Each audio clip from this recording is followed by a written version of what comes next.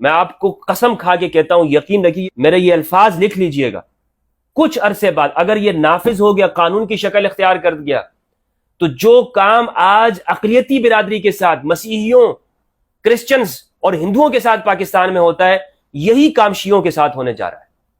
کہ جو یہ کہتے ہیں کہ توہین صحابہ کی سزا 10 سال ہونی چاہیے، اس پہ یہ خوشیاں منا رہے ہیں، ان کے نزدیک یہ سزا بھی کم ہے۔ پوچھئے ان سے، یہ تو کہتے ہیں مار دو ان کو۔ اس نے مسیحیوں کی آبادی کو نشانہ بنایا تاکہ وہ اللہ کو راضی کر سکے۔ ان کے دلوں سے انسانیت نکل چکی ہے۔ یہ درندے ہیں مذہب کے نام کے اوپر، وحشی ہوئے، وحشی زومبیز ہیں یہ۔ بسم اللہ والصلاة والسلام علی رسول اللہ وآلہ ومن والاه۔ السلام علیکم ورحمۃ اللہ وبرکاتہ۔ 16 اگست پاکستان کے اندر انتہائی تاریک دن رہا، خصوصاً یہاں پر رہنے والے اقلیتوں کے لیے۔ اقلیتی برادری خوف و ہراس کا شکار رہی۔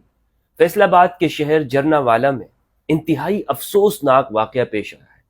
اس واقعے کی سب سے پہلے میں بحیثیت ایک پاکستانی، ایک انسان ہونے کے اور ایک مسلمان ہونے کے اعتبار سے اس کی پرزور مذمت کرتا ہوں۔ لیکن یہ صرف مذمتوں سے کام نہیں چلے گا۔ ہمارے ہاں بس یہ ایک رسمی بیان اب رہ گیا ہے، ہر واقعے کے بعد ہم یہی کہتے ہیں میں اس کی مذمت کرتا ہوں۔ کب تک ہم مذمتیں کرتے رہیں گے؟ دنیا کے متمدن معاشروں کے اندر کیا اس طرح کے واقعات ہو رہے ہیں؟ یہ صرف ہمارے ہاں پاک و ہند کے اندر ہی کیوں لوگ مذہب کے نام پر درندے بنے ہوئے ہیں؟ واقعہ یہ ہے کہ کچھ مسیحی نوجوانوں کے اوپر توہین قرآن، توہین مذہب کا الزام لگایا گیا۔ ان کے اوپر مقدمہ ہوا 295C کے تحت پرچے کیے گئے، جس کی سزا پاکستان کے اندر سزائے موت ہے۔ اس کے باوجود کچھ لوگوں نے مساجد کے اندر جا کے یہ اعلان کیا کہ جناب آؤ، گھروں سے باہر نکلو، تمہارا ایمان خطرے میں پڑ گیا ہے، تمہارے ایمان کا امتحان ہے، تم اپنے گھروں میں مزے کے ساتھ بیٹھے ہوئے ناشتے کر رہے ہو، تم گھروں میں مزے کے ساتھ ہو، اور یہاں پر قرآن کی بے حرمتی ہو رہی ہے، توہین ہو رہی ہے، کب تک تم سوئے رہو گے؟ باہر نکلو مولویو۔ لوگوں کے ایمان کو جھنجھوڑا گیا، اور پھر مسلمان اپنا ناشتہ چھوڑ کے، کوئی دودھ میں ملاوٹ کر رہا تھا اس نے وہ کام چھوڑ دیا، کوئی جھوٹ بول رہا تھا، کوئی رشوت لے رہا تھا، اس نے وہ سارے کام چھوڑ دیے، اور یہاں پر آ کر اس نے مسیحیوں کی آبادی کو نشانہ بنایا تاکہ وہ اللہ کو راضی کر سکے۔ ان کے دلوں سے انسانیت نکل چکی ہے۔ یہ درندے ہیں مذہب کے نام کے اوپر، وحشی ہوئے، وحشی زومبیز ہیں یہ۔ اگر آپ نے دیکھا ہو زومبیز کی ویڈیوز کو، کہ جس میں وہ انسانوں کے خون کے پیاسے ہوتے ہیں، کاٹ کھانا چاہتے ہیں انسانوں کو، گوشت نوچنا چاہتے ہیں، یہ وہی ہے جو مذہب کے نام پر جاتے ہیں اور کسی کی آبادی کو بھی ان میں، اور یہ نام لیتے ہیں جناب یہ کافروں کا، اور درندوں میں کیا فرق ہے؟ بس زبان سے ہی قرآن کی تلاوت کرتے ہیں، پتہ نہیں وہ کرتے بھی ہیں یا نہیں کرتے ہیں۔ بڑے بڑے نشان ان کے یہاں پر بنے ہوئے ہیں، اور خود بناتے ہیں، گھسیٹتے ہیں یہ اپنے ماتھے کو، اس طرح سے رگڑتے ہیں۔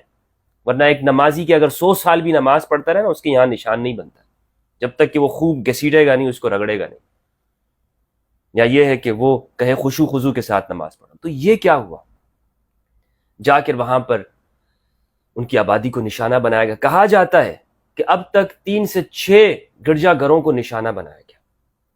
میں ان سے پوچھنا چاہتا ہوں، اگر آپ یہ کہتے ہیں کہ کسی مسجد کو توہین کے غرض سے اس کو گرانا، اس کو نقصان پہنچانا یہ مذہب کی توہین ہے، تو کیا گرجا گھر کو گرانا، اس کے اوپر چڑھ کر ان کے مقدس نشان کو توڑنا، یہ توہین مذہب میں نہیں آتا؟ اگر ہم یہاں پر آزادی کی بات کرتے ہیں کہ پاکستان میں ہم سب کو بنیادی حقوق دیتے ہیں، ابھی 14 اگست گزرا ہے، 14 اگست، ہم سب نے یہ تقریریں کی کہ اس پاکستان بنانے میں مسلمانوں کے ساتھ غیر مسلموں کا بھی ہاتھ تھا۔ ان غیر مسلموں کے ساتھ یہ کرتے ہیں ہم؟ ان کے گھروں کو جلا دیا گیا، ان کے گھروں میں گھس کر وہاں پر ان کے سامان کو باہر نکالا گیا۔ ساری ویڈیوز سوشل میڈیا پہ موجود ہیں۔ کیا ان مسیحیوں نے مسلمانوں کے ساتھ یہ کام کیا تھا کہ جو ہم نے بدلے میں ان کے ساتھ کیا؟ اگر انہوں نے توہین مذہب کیا تو یہاں سے بھی لوگوں نے جا کر گرجا گھر کی توہین کر دی۔ قانون موجود ہے یہاں پر۔ دراصل یہاں پر ایک خاص مائنڈ سیٹ، جنہوں نے یہ کہا من سب نبی فاقتلوہ، اس طرح کی جماعتوں نے پاکستان کا امن برباد کیا۔ یہ مذہب کے نام پر یہ دھبا ہے یہ لوگ. ان کا خدا کی قسم کھا کے کہتا ہوں مذہب کے ساتھ کوئی تعلق نہیں ہے. یہ اسلام کے سنہرے دور کی بات کرتے ہیں, اس سنہرے دور کی ان میں ذرا سی بھی کوئی جھلک ہی نہیں ہے. جن بڑی بڑی ہستیوں کے یہ نام لیتے ہیں, ورد کرتے ہیں اپنے زبان سے, ان کے اخلاق ان کے اندر کہیں نظر نہیں آتے. ان کے دل شیاطین کے دل ہیں, جو دوسروں کے دلوں کو نکال کر اللہ کے نام پر یہ اس کو چباتے ہیں. یہ کلیجے چباتے ہیں یہ لوگ. مسیحیوں کی آبادیوں میں گئے, وہاں پر ان کو نظر آتش کیا. وہ ڈرے ہوئے تھے کہ ہمیں کس بات کی سزا دے رہے ہو بھائی, کس جرم کی. اگر آپ نے یہ کہا کہ کچھ نوجوانوں نے یہ کام کیا ہے تو ان نوجوانوں کے اوپر تو مقدمہ ہو گیا. قانون یہاں پر موجود ہے, اور ہماری یہ پولیس یہ وہاں پر خاموش تماشائی بنے بیٹھے. ویسے تو یہ بڑے حرکت میں آتے ہیں یہ لوگ, بڑے حرکت میں. یہ کہتے ہیں جناب ہم قانون کے نفاذ کے لیے آخری حد تک جائیں گے. کس حد تک تم گئے ہو؟ تمہارا فرض تھا کہ تم وہاں پر ان کی جانوں کی, ان کے اموال کی حفاظت کرتے. کیا تم نے حفاظت کی, یا تم ان مولویوں کے سامنے خاموش تماشائی بن جاتے ہو؟ یہاں پر مائنورٹیز, کوئی بھی مائنورٹی ہو, قادیانیوں کی بات گاہیں کیوں نہ ہو, کیا وہ محفوظ ہے؟ ان کے ساتھ کیا عمل ہوتا ہے؟ اسی طرح غیر مسلموں کے ساتھ سندھ کے اندر بچیوں کو زبردستی یہ وہاں سے بھگا کر ان کے ساتھ شادی کر لیتے, ان کا مذہب تبدیل کر لیتے. اور اسی طرح پنجاب کے اندر جو یہ ہوا, کیا اس سے ہمارے پاکستان کا نام روشن ہوا ہے؟ شرم کرنی چاہیے تم لوگوں کو. ہم کب تک اس کی مذمت کرتے ہیں. اور ابھی جن لوگوں نے توہین صحابہ کے نام پر یہ بل پاس کیا پاکستان میں آپ کو قسم کھا کے کہتا ہوں, یقین رکھیے, میرے یہ الفاظ لکھ لیجئے گا. کچھ عرصے بعد اگر یہ نافذ ہو گیا, قانون کی شکل اختیار کر گیا, تو جو کام آج اقلیتی برادری کے ساتھ, مسیحیوں, کرسچنز اور ہندوؤں کے ساتھ پاکستان میں ہوتا ہے, یہی کام شیعوں کے ساتھ ہونے جا رہا ہے.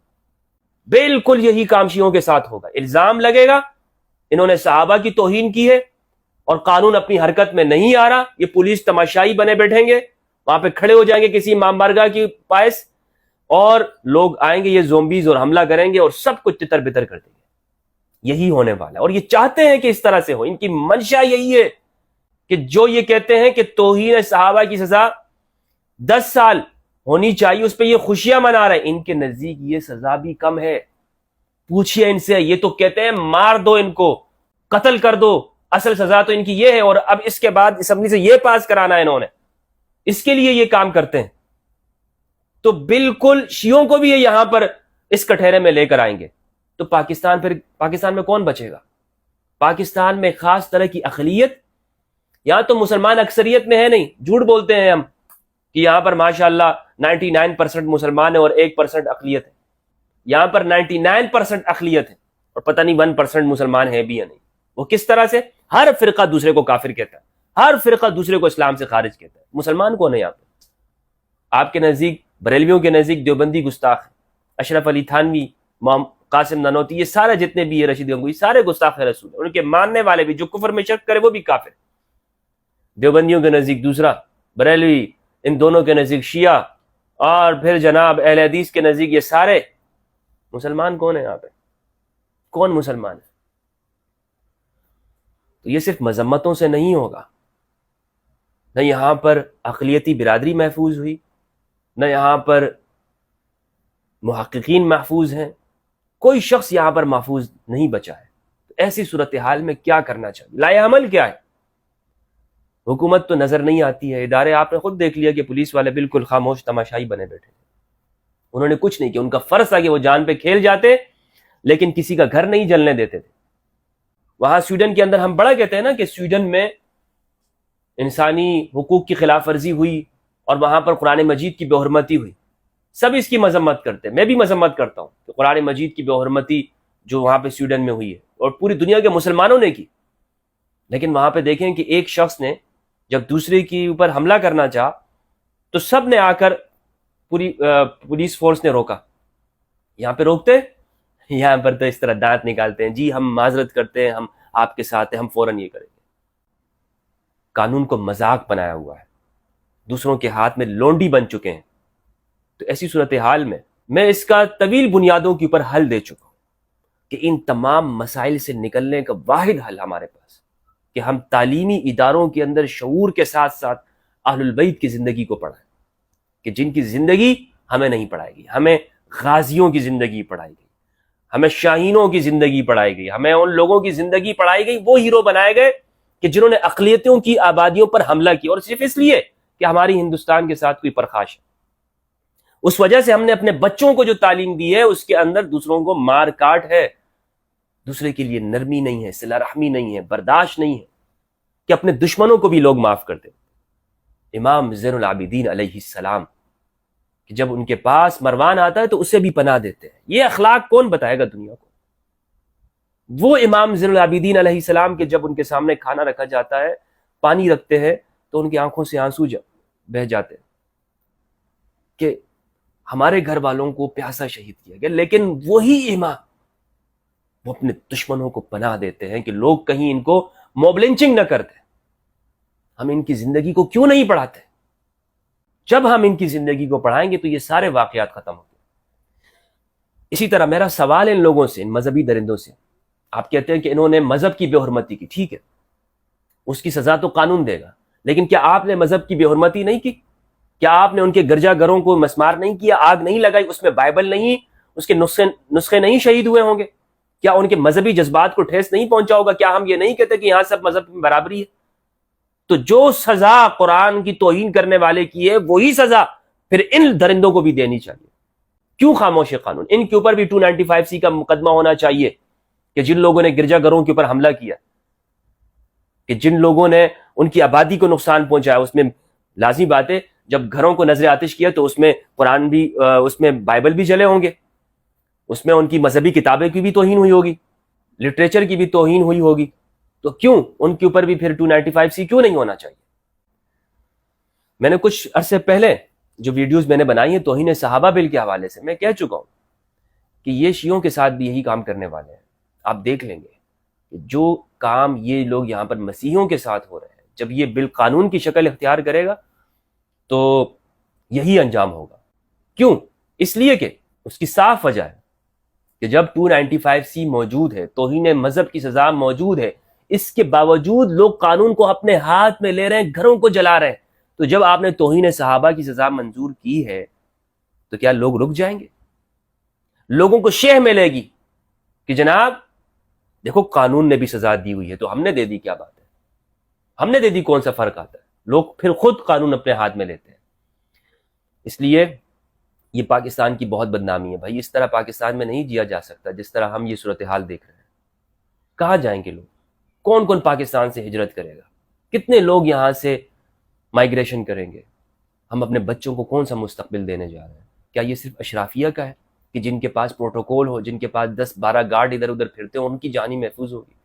عوام میں سے ہر بندہ، کیا ہر مسیحی، ہر ہندو یہاں پر، ہر شیعہ یہاں پر اپنے ساتھ گارڈ لے کر گھومتا پھرے؟ کیا چاہتے کیا ہیں آپ لوگ؟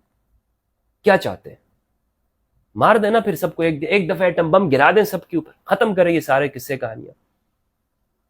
کیوں آپ جھوٹ بولتے ہیں تقریروں کے اندر؟ 14 اگست کے دن باہر نکلتے ہیں اور جب کوئی مشکل آتی ہے تو ہم سب ایک بھائی ہیں، اس سب جھنڈے تلے ہم سب ایک ہیں۔